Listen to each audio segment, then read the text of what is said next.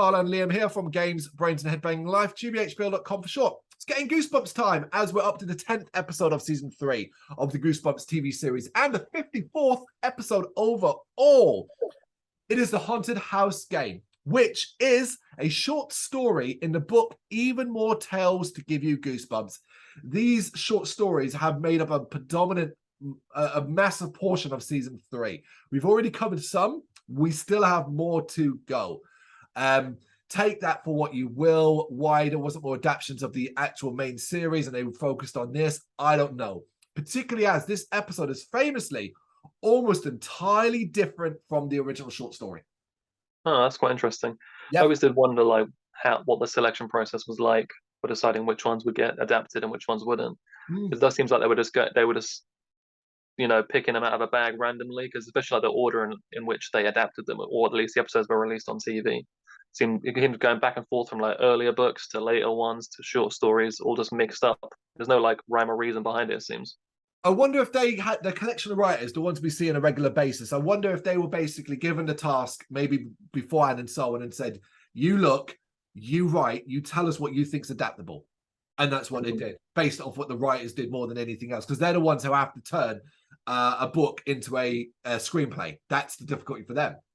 Yeah, into like a 22-minute episode. So this one's written by Scott Peters, by the way, and it's directed by William Fruitt. Back again.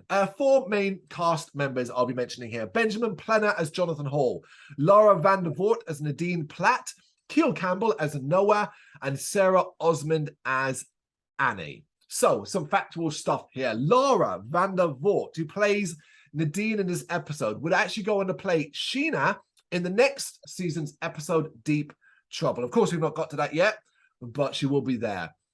Also, if you don't know, and I thought this was interesting just because it's cool to see her go on to something else, many years later, she would play Kara L, Supergirl, in the TV series Smallville. Oh, that's cool. It's nice to see somebody from Goosebumps went on to do something bigger, basically. She would also appear in Are You Afraid of the Dark? Oh, nice. Benjamin Plenner, who plays Jonathan. Did you recognize him? You might not, because it was a very long time ago, but he did appear in a Goosebumps episode all the way back in season 1, playing Roger in Welcome to Camp Nightmare.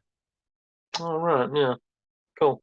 Indeed. And he also made 2 appearances in Are You Afraid of the Dark? Well, I always did wonder when watching Are You Afraid of the Dark, which I think we might get onto eventually, is because they were camera out around such a similar time period, if like they crossed over with actors and all that kind of stuff. Maybe like even similar writers were involved in making it, because they're so similar, you know. I would be very surprised if we don't get lots of references or connections there as we go along. And last but not least, because at this point as well, we are seeing a lot more repeat actors than previous. Keel Campbell, who plays Noah, played Eddie in season 2's You Can't Scare Me. And him I did recognize, because he kind of looks exactly the same. I did think eventually the pool they were of young actors they were getting, especially it seems like Canadian actors for these kids, like it was going to start to wear thin eventually. They'd have to go back to previous ones. Yeah. So we begin seeing 2 young teens walking down the street talking about a camera. They pass a young girl crying and stop the checking her. And she says she lost a cat and it went inside what probably is the creepiest house ever. Like that one, we've seen creepy houses in Goosebumps, but this one is like, that should have been torn down. That's like Michael Myers' house, man. Yeah. What's wrong? What happened? Did you hurt yourself? I lost my kitty cat. It went in there.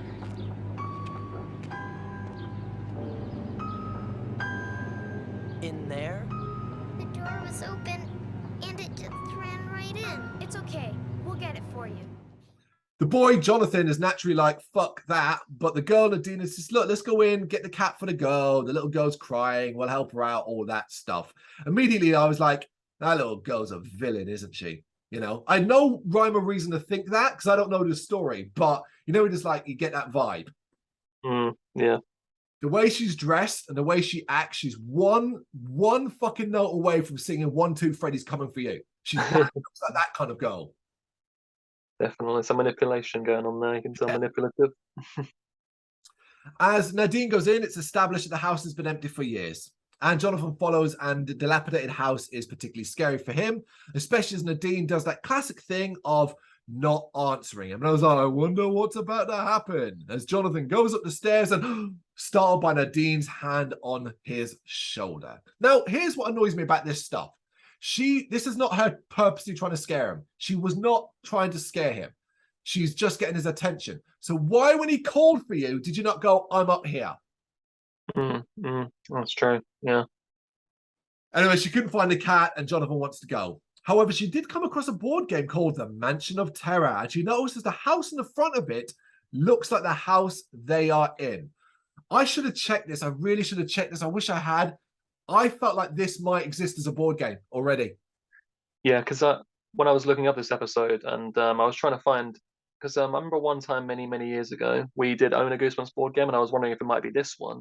But then I looked it up and I saw there was several Goosebumps board games that have released over time. You said you've got one. Yeah, the graveyard one.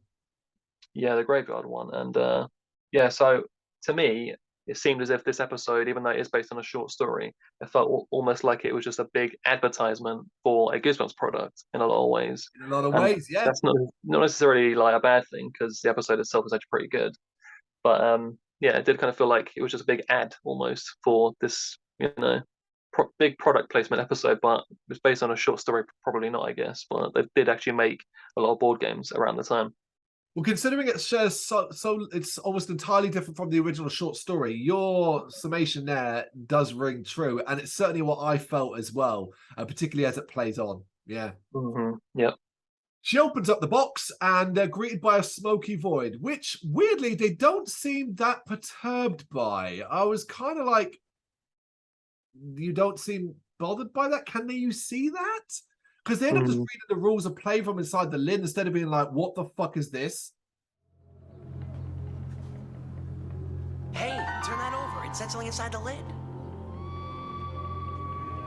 Rules of play. Rule number 1. Don't open the box. Why wouldn't they want us to open the box? Yeah, I thought they didn't react in like kind of the appropriate manner a couple of times in the episode to how you would to what's actually happening to them. Yeah, they probably should react a bit better. Agreed. Anyway, rule 1, don't open the box. Ha ha ha, how hilarious. 2 glowing lights then come out and the kids get transported into the board game. And I was like, wow, this is in the first couple of minutes. This episode is not hanging about at all. And they find themselves on a board game, but it's clearly a fucking set. As they then see the rest of the rules nearby. The dean decides they have to play the game. And I was kind of like, you're taking this in your stride, the dean, a little bit too much. Like, you're just so quick to like, oh, right, we just got transported to this board game. We're trapped here, but let's just play it. What did you think of the kind of look of it? Well, I thought the whole life-size board game thing, I thought it looked really, really good. I mean, obviously it's a prop and a set and all that, but I thought it was cool they created it. It looks cool. And as a kid, I really loved the idea of just this life-size board game that you could interact with and play with. And that'd be something I'd love to like do myself, kind of thing. And yeah, I thought there's quite a few good-looking props and sets in this episode. Obviously, they look a bit, but it is what it is. But I did think it was funny how quickly the kids adapt to the situation.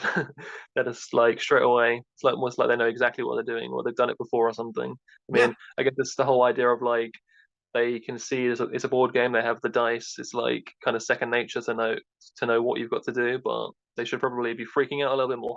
It is that it's doing the play, but I do agree with you.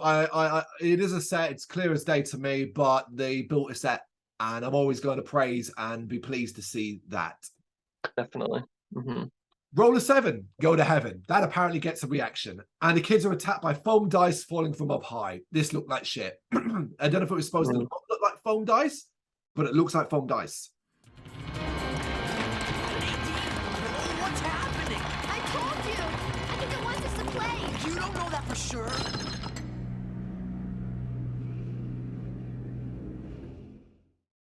Yeah, it's quite quick, but if you look close enough, I suppose. I watched, yeah. You watch it frame by frame.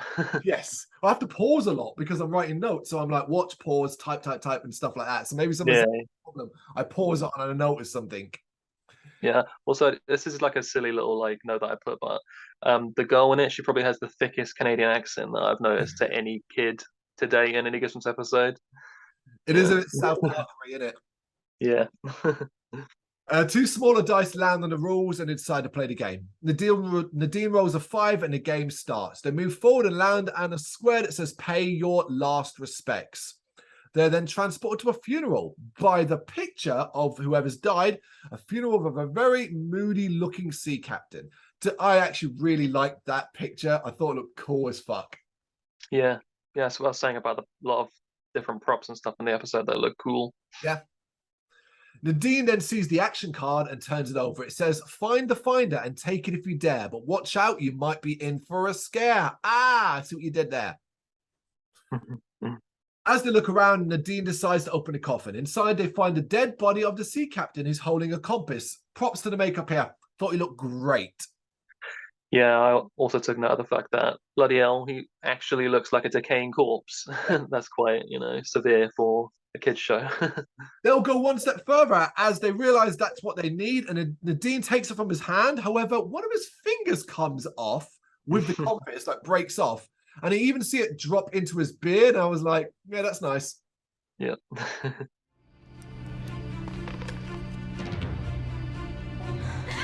Nadine, I couldn't help it. They close the coffin, but of course, the corpse is up and behind him now. And as it chases them, Jonathan quickly rolls the dice and they're back on the board. Jonathan's like, I've had enough of this, tries to walk away, but an impressive shot of mime activity from the actor and sound effects. Basically, he's trapped within invisible walls. And I thought it was great because he walks into nothing and does generally act like he walked into a glass wall and you hear that donk noise. I was like, shit, that was really well done. Yeah, props to him, man. They made a good choice bringing him back. Yes. So he has to play. He rolls a 3 and then move forward. The next space says real scary, but real as an R-E-E-L. And they're transported to a room filled with fishing antiques. And the action card says grab some R and R. And obviously they're both a bit puzzled about this, but try to look around and see what it means. Yeah, big amount of props in this one. As they look around, they're startled by a moving skull, and Jonathan knocks over some fishing equipment in fear. He picks up the rod and realizes that rod and reel is the R and R they need. And I'll admit, I was like, how the fuck did you get to that? Yeah, he jumped to that straight away, man. That's like his first guess. Like, bloody hell, man. Well done. I mean, naturally, here R and R, I'm thinking rest and relaxation. So I'm going to be looking for something around those. Eventually, maybe if I'm there for a long time, I might be like, right, pretty much everything is fishing related. So what's fishing related beginning with R? But I wouldn't necessarily say real. I'd have gone for line, and then I'd been confused about it and all of that. Yeah, I wonder how many previous participants in the game actually got that one. Interesting. As they go to leave, a boat then sails in and a ghostly fisherman throws a net over Jonathan. Jonathan is reeled in as Nadine desperately looks for the dice. She does find them though, rolls again, they're back in the board and she rolled a 4. Stop there, go back. Holy fucking shit. This boat effect. Now, they do a great job of obviously filming it in what is probably a warehouse, whatever, and it's arguably on rails. Did they build that just for that fucking shot? Because that is insanely done. I was like, what the fuck?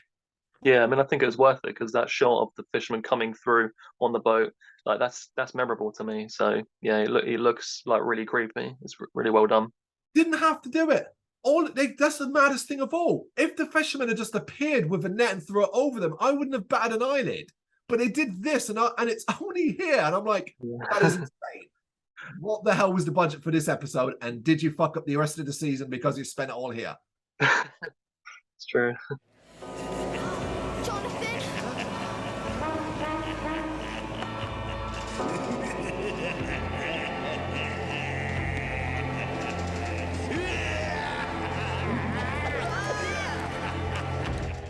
It is when you see what comes next as well over the next couple of episodes. So yeah, That's she true. rolled a 4. They end up in a space that says rest in peace and are transported to an odd room that seems empty. 2 ghostly women then appear, sitting at a table playing a game. The action card then appears and it says ask and you will receive. Nadine goes to the women and asks them if they have something for her. And one of them brings out a locket and gives it to her. And that was easy, or so it seems. But of course, the women start to lie maniacally and a clock begins to chime. And in probably the scariest moment for a kid in the episode, Nadine's arm seems to have the life sucked out of it as it becomes desiccated and dry. And it's not a great effect, but it's a clever effect because they kind of shoot it like that, but keep the elbow lower than the camera. So obviously it's just being held. Yeah, I mean, you can, the untrained eye might not be able to spot how it's done, but like, yeah, if you know like a bit about like practical effects and stuff, it's kind of obvious she's just holding the arm, obviously. But it looks good, and it's definitely like a scary thing for a kid to see happening because she's like freaking out, and it's good, yeah. Yeah. So Jonathan tries to roll the dice desperately, but it fall into a crack in the floor. This is where I got really annoyed. So it doesn't matter where the fuck does it matter where the dice land. As long as it lands one side up, that is the score you got. They should be transported back to the board. I vaguely was like, oh man, I'm sure Jumanji, the Robin Williams film, did this. But then I remembered, no. The second dice in Jumanji falls down and continues to roll. When it stops elsewhere, that's when things kick off properly. That's when it is. So I was really annoyed about this because it falling into the floor seems to suggest the dice are just gone because he has to grab the dice the women were using and throws them, and apparently that works to send them back to the board. And I was just like, why would you write it that way?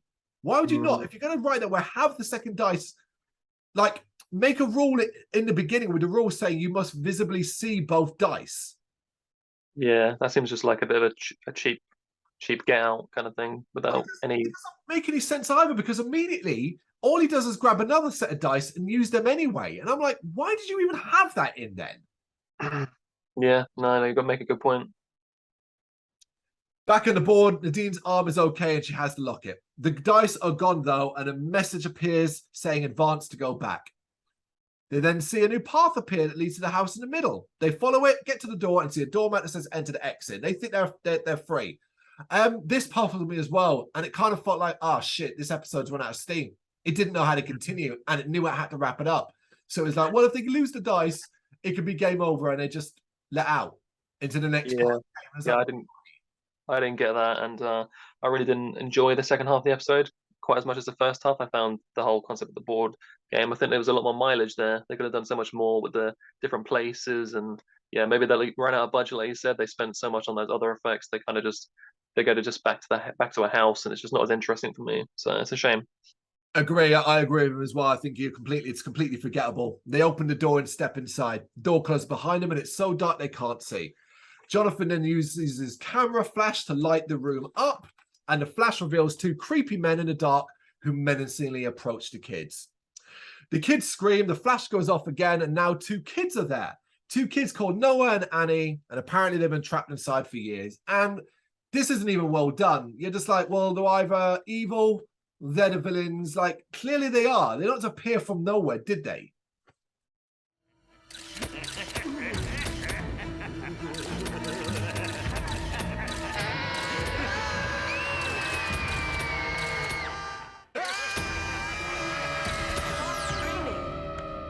Man, we're glad to see you guys.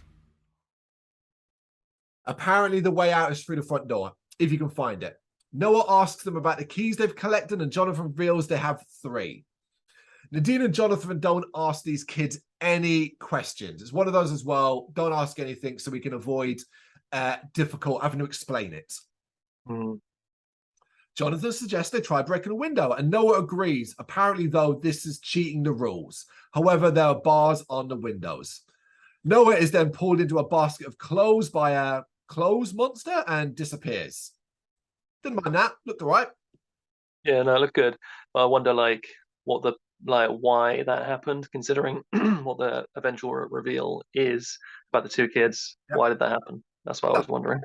It's what we call filler, and it's time filling. It's trying to throw you off the scent, so to speak, and it's got a runtime. It's got to fill, and I generally don't think they knew really how to fill it here. Hence why it's all over the place. I think you're right.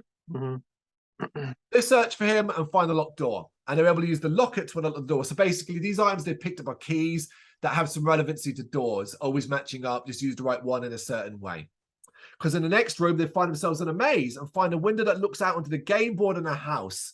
Again, now we're back to at least something with a bit of imagination here. It's like, this is cool. It feels like a dimensional thing. They continue on, declaring how much they hate the house as we see Annie smiling. And it's like, well, there you go now. You just done it. Why'd you focus on her smiling? Like, you've given the game away 2 minutes before you actually do give the game away. Yeah. They eventually find their way using the compass, ending up in an upper hall of the house. There they find Noah, who doesn't remember anything. As they make their way to the stairs, the corridor seems to extend forever. However, they're able to use the rod and reel to hook the window in the distance and pull the corridor to them as it twists and moves. I kind of felt that that was kind of clever. Yeah, I do really like the idea behind that. It's a cool idea, but yeah, the effect is like okay, I suppose. It's not like bad, but yeah, it's a neat idea. Yeah, all they did was they twisted the camera to make it look and had the kids go, whoa, whoa. It's not great. With that done, they arrive at the top of the stairs and head down. However, all the ghosts that have assailed them so far block their path. And because we just need to get to the end of this and nobody has a clue how to get there, Jonathan gets the camera out and a flash apparently can destroy these ghosts. Oh, is that whatever episode? You've lost me now. Let's just do this and get to the fucking end. Yep. As they head down the stairs, Noah and Annie teleport in front of them and transform into the evil men that we saw earlier on. They laugh evilly and tell them they can't go anywhere as they're part of the game. One of them hands the box to Jonathan, and they see there are game pieces along with many others before them. And along the bottom comes up a buy from your local Walmart/Curry's 1999. That part's a joke, but I felt it there more than any other, where it's like, you're part of the game. Look at the game pieces. Wow. Yeah. Didn't go that far, thankfully. You're not going anywhere. Now you're part of the game. Just like the ones before you. What are you talking about? Let us go. We found our way out. We won. Sorry, you lose and I win. You win. You cheated. Although this episode could have been saved if at the end it did that and it revealed it was just one big advert for the monsters, the Horrorland episode. Yeah, every episode should end with some kind of tie into that. Yeah. Anyway, it's not though. The two men start to argue about who won though, because apparently that matters, and accuse each other of cheating. The kids then take the dice out, throw them, and that makes the men disappear. And at this point, I was just like, whatever, man. Tap, tap, tap. I'm done. This is stupid. And I already knew what the stinger scene was as well, because they escape out the front and run away. And in the house, we see the game board returns to its place. We go back to the little girl with the lost cat tricking some new kids going inside. The episode ends with those kids going in, and we see the young girls smiling evilly. And I was like, that ain't as clever as you think.